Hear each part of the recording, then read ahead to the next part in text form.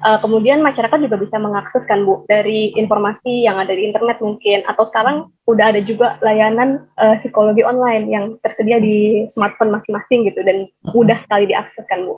Nah, dalam hal pelayanan kesehatan, apakah hal-hal tadi itu sejalan dengan fasilitas kesehatan mental yang ada di Indonesia? Apakah kemudahan akses itu merupakan implikasi atau tanda bahwa layanan kesehatan mental di Indonesia itu bisa dikatakan sudah bagus atau seperti apa, Bu? Ya, ini cocok banget ya dengan tema tahun ini ya, peringatan Hari Kesehatan Jiwa internasional lah ya. Itu temanya itu adalah mental health in an equal world, jadi in an equal world. Jadi kesehatan jiwa di dunia yang tidak setara. Nah, kita mungkin sering dengar ya kalau anak muda misalnya, di dunia ini nggak ada yang nggak ada yang adil, nggak ada yang fair, gitu. Unequal. Jadi dunia ini kayaknya sebagian besar nggak equal ya. Nah, tapi kan manusia ini berusaha terus bagaimana supaya mendekati equal lah, gitu lah. Tidak sama sekali tidak unequal. Nah, tapi memang kalau kondisi Indonesia sendiri itu memang masih sangat memprihatinkan ya untuk masalah kejiwaan ya, untuk penanganan masalah kejiwaan maksud saya. Jadi kalau kita melihat dari penyediaan pelayanan oleh pemerintah saja itu masih sangat kurang ya. Belum semua provinsi punya rumah sakit jiwa gitu ya. Padahal rumah sakit jiwa ini bisa dikatakan sebagai pusat ya atau center dari layanan-layanan kejiwaan ya. Dan kalau misalnya di puskesmas, di klinik sudah tidak bisa ditangani, pasti akan dirujuk ke rumah sakit jiwa gitu kan. Tapi ternyata belum semua provinsi punya. Nah, gimana nih seperti ini ya? Padahal kita tahu sendiri Indonesia ini sangat luas, penduduknya sangat banyak ya. Dan kalau kita lihat dari hasil Riskesdas sendiri ya, walaupun hanya katakanlah 10% orang Indonesia yang punya resiko gangguan kejiwaan, 10% itu berapa kalau 250 juta? 25 juta orang. Banyak banget gitu ya. Gitu. Nah, kemudian akhirnya gimana? Ya, akhirnya kita mencoba untuk mendekati equal tadi ya, walaupun masih jauh, kita coba dekati dengan berbagai macam upaya, gitu ya. Ya tentunya harus diupayakan dari sekarang. Kalau dari pelayanan pelayanan itu kan pasti ada dari promotif preventif. Nah ini memang paling banyak kan dilakukan di masyarakat atau di organisasi kemasyarakatan lah ya, kalau tidak langsung ke masyarakatnya. Jadi memang kita membutuhkan peran serta masyarakat di sini untuk preventif promotifnya gitu. Termasuk juga profesi-profesi yang memang tidak khusus menangani yang untuk gangguan ya, tapi untuk tadi pencegahan dan promotifnya gitu. Kemudian, nah kalau kita bicara klinis, untuk layanan klinisnya, nah ini juga mau nggak mau ya tugas pemerintah dan mungkin swasta juga ya menyediakan layanan tersebut ya. Kalau misalnya ya kebutuhan terhadap petugasnya aja, terhadap tenaganya aja, psikiater hanya 1.500 se-Indonesia itu ya. Dan sebagian besar adanya di kota besar gitu ya. Kemudian yang profesional lagi, psikolog klinis itu hanya sekitar 3.000 kalau nggak salah ya. Itu harus melayani 250 juta ya, atau berapa sekarang penduduk Indonesia ya segitu kan? 270 Bu sekarang. Wah, malah 270 nih kayaknya sepanjang kita data saya kemarin mungkin sudah bertambah nih penduduk Indonesia. 270 juta. Hanya gitu ya. Saya berpikir jauh ke depan ya, katakanlah 10-20 tahun lagi jangan sampai Indonesia ini nanti panen ya. Panen apa? Panen orang-orang yang punya masalah kejiwaan dan tidak tertolong gitu. So, kalau dibandingkan ya, lihat data bunuh diri di Indonesia. Banyak sekali ya. Dalam sehari bisa 2 orang bunuh diri. Wah, gitu. Ya kalau lihat data ya, udah sekitar berapa? 500-an, 600-an orang per hari ya. Gitu. Jadi sekarang ini juga diupayakan gimana pencegahan bunuh diri. Ya, dan Indonesia juga termasuk yang sudah istilahnya mendapat dorongan ya untuk segera melakukan upaya tersebut. Tapi kalau mau bicara data lagi kita masih banyak kekurangannya. Antara lain apa? Di BPJS juga kan belum bisa disebutkan bahwa seorang itu misalnya kenapa nih di layanan kesehatan bunuh diri, nggak bisa gitu ya, nggak ada ininya nomenklaturnya. Jadi juga sedang berjuang supaya ada nomenklatur tersebut. Artinya masalah itu kan tidak untuk disembunyikan ya, tapi harus dihadapi dan gimana cara mengatasinya. Jadi kalau misalnya ada layanan-layanan tadi self assessment gitu ya, ya silakan saja asalkan memang dilakukan oleh orang yang yang kredibel lah gitu ya. Saya lihat memang banyak seperti misalnya biro-biro psikologi ya, dan memang tenaganya di situ juga profesional dan memang terbukti punya keanggotaan yang benar gitu. Mereka melakukan kegiatan seperti itu ya. Jadi memang konsultasi secara psikologi, secara online misalnya, silakan aja. Bahkan Kemenkes juga sekarang menyediakan layanan yang gratis ya, lewat telepon karena memang kondisi COVID gitu ya. Tapi memang keterbatasan juga ada, psikoterapi dengan cara berbicara langsung dengan atau berhadapan dengan klien, kemudian dengan dilakukan secara online, apalagi hanya telepon, dia tidak bisa bertatap muka, itu memang ada gap-gapnya lah. Ya Bu. Kemudian Bu, tadi juga disebutkan bahwa kalau misalkan di rumah sakit jiwa di provinsi itu belum semuanya ada gitu ya Bu ya, belum semuanya lengkap. Nah jadi ketika nanti misalnya ada masyarakat yang mempunyai keluhan yang indikasinya mungkin mengarah ke gangguan jiwa dan dia pribadi merasa butuh tenaga profesional, kemana dia harus pergi untuk pertama kali melakukan konsultasi profesional gitu Bu? Iya, nah itu kan tadi jadi sambungan dari adanya gap tadi, mau nggak mau ya coba didekati ya gapnya. Nah, misalnya jaraknya udah jauh, gapnya jauh, nah kita coba dekati, persempit ya. Memang untuk kota-kota besar itu sudah lumayan ya, artinya seseorang yang merasa bahwa saya kayaknya sudah butuh bantuan gitu ya, ya dia bisa ke fasilitas pelayanan kesehatan, entah langsung ke rumah sakit atau dia ke rumah sakit jiwa atau rumah sakit umum yang ada psikiaternya. Tetapi kalau misalnya masyarakat biasa, misalnya bukan di kota besar gitu ya pasti pertolongan pertama kemana sih masyarakat? Data kan menunjukkan pasti ke puskesmas ya, atau dokter praktek swasta lah ya, praktek umum biasa gitu ya. Nah setelah itu barulah kemudian nanti akan dirujuk ke kalau memang kondisinya itu memang memerlukan rujukan gitu ya, mau nggak mau seperti itu dulu Mbak Dara. Ya, berarti bisa dikatakan Bu, iya. tadi dari pernyataan sebelumnya Bu Aisyah, kalau gambaran kesehatan pelayanan kesehatan mental di Indonesia tuh dari sisi provider belum sepenuhnya tersedia. Kemudian dari segi tenaga kesehatan distribusinya juga belum merata gitu ya Bu. Betul, sangat kekurangan itu. Ya. Makanya kan saya bilang itu kan ini kita ada loh sebenarnya hal-hal gap-gap tadi itu harus coba diisi ya. Jadi orang kan tidak langsung tiba-tiba jadi gangguan kejiwaan. Tidak orang tiba-tiba punya masalah kejiwaan terus makin memburuk gitu. Pasti ada di situ upaya-upaya di mana kita bisa mengisi gap tersebut ya. Apa promotif dan preventifnya gitu ya. Dan saya rasa kayaknya tren ke depan itu kita tidak lagi ngomongin gangguan atau penyakit lah ya, penyakit fisik lah atau mental gitu, enggak. Tapi sebelum jadi penyakit itu gimana sih kita mengatasinya gitu ya. Jadi di balik adanya kekurangan tadi, tantangan-tantangan tadi pasti ada peluang gitu. Dan gimana coba kita ngisinya aja gitu ya. Sekarang banyak teman-teman yang mencoba mengisi misalnya yang sudah jalan duluan itu kayak perawat kejiwaan. Mereka udah jalan duluan ya ke masyarakat, sudah baik itunya promosi dan promotifnya. Bahkan membantu juga kalau misalnya nanti setelah rehabilitatif. Jadi misalnya orang-orang yang punya gangguan kejiwaan, kemudian kan dia sudah baik di pelayanan, sudah kondisinya membaik, harus kembali ke masyarakat. Nah itu juga dilakukan ya, upaya-upaya di masyarakat. Jadi nggak langsung pokoknya kalau udah sembuh ya udah beres gitu. Nah ini menarik Bu, karena saya pernah melakukan studi di salah satu rumah sakit jiwa di daerah di Surakarta Bu. Dan di situ saya menemukan fakta bahwa banyak pasien yang dirawat di sana sudah sembuh dan sudah hampir berapa hari ya Bu, maksimal perawatan BPJS untuk perawatan gangguan jiwa di sana Bu, sudah batas maksimalnya, tapi belum dijemput oleh keluarganya. Jadi ada juga beberapa kelompok masyarakat yang keluarganya pun menolak itu Bu. Jadi ada juga yang kayak gitu. Nah itu bagaimana Bu bentuk promosi kesehatan mental kepada pihak keluarga yang mengalami anggota keluarga yang ada ODGJ? Nah, itu kondisi itu tuh sudah ada dari 30 tahun lalu ya. Udah ganti berapa kementerian dan sebagainya. Itu dari dulu memang begitu ya. Sampai juga bingung, kasihan juga memang rumah sakit jiwa itu.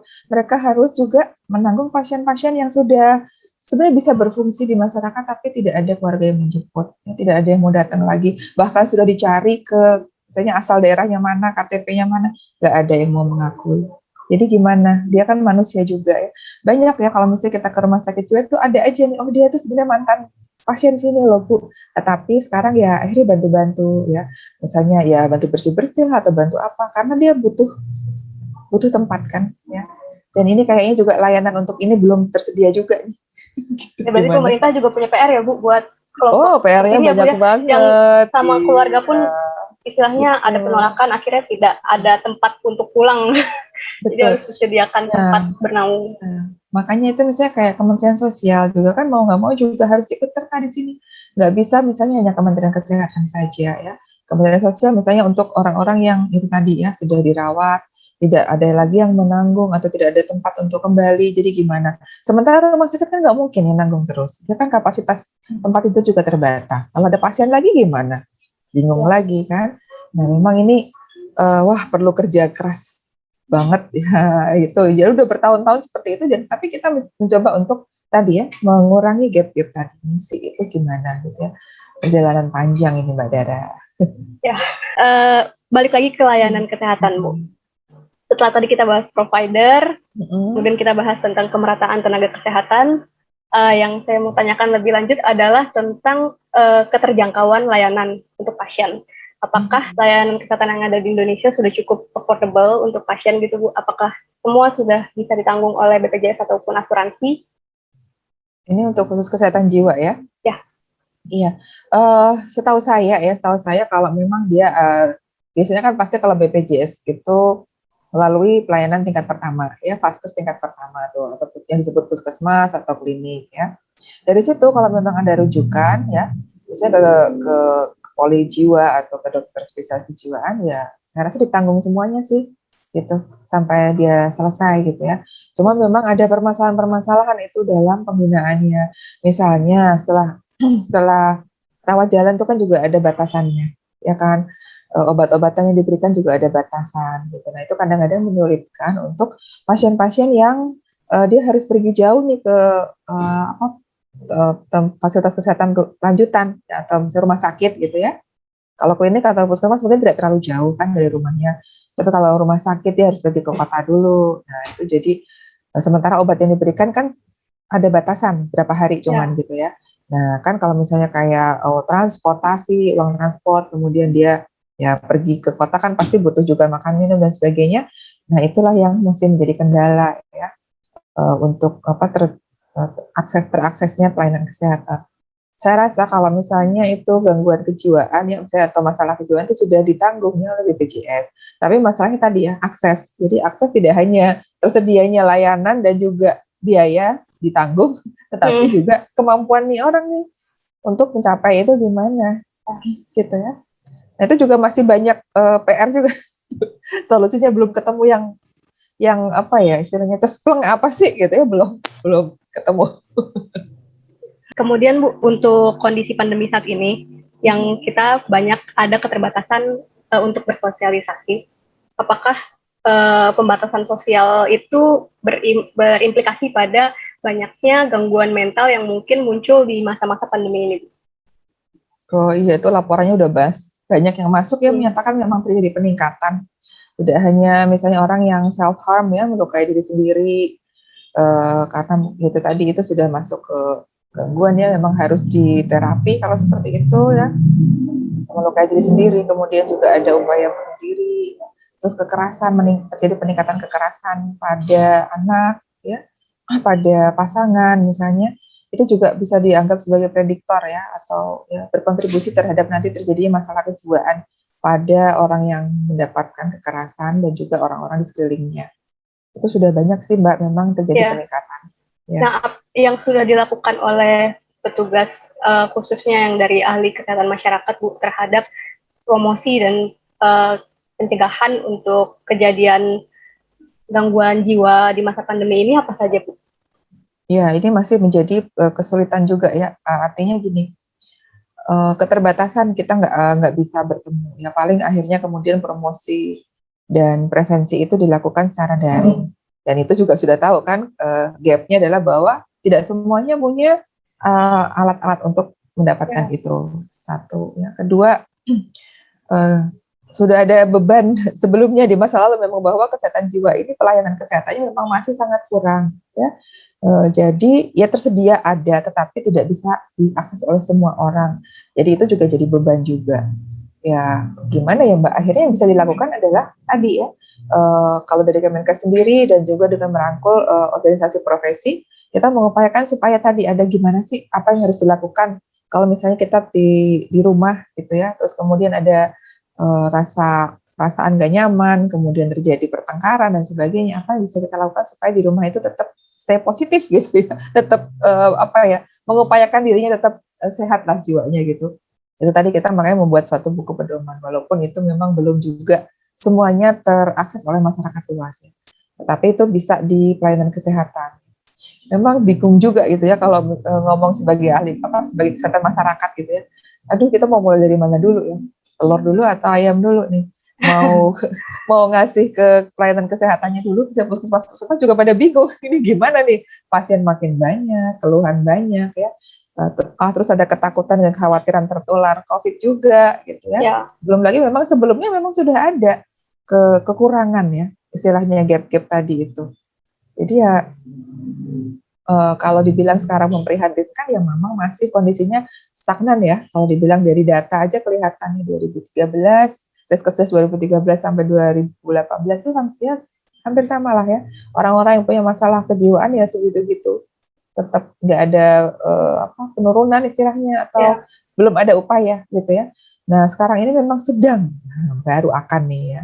Jadi kalau Kemenkes kan biasanya lebih ke kuratif banyak kayak kemarin ya. Sekarang ini lagi tahun 2020, 2021 malah ya, baru mulai akan sudah menetapkan indikator untuk ada juga pelayanan promotif preventif untuk kesehatan jiwa.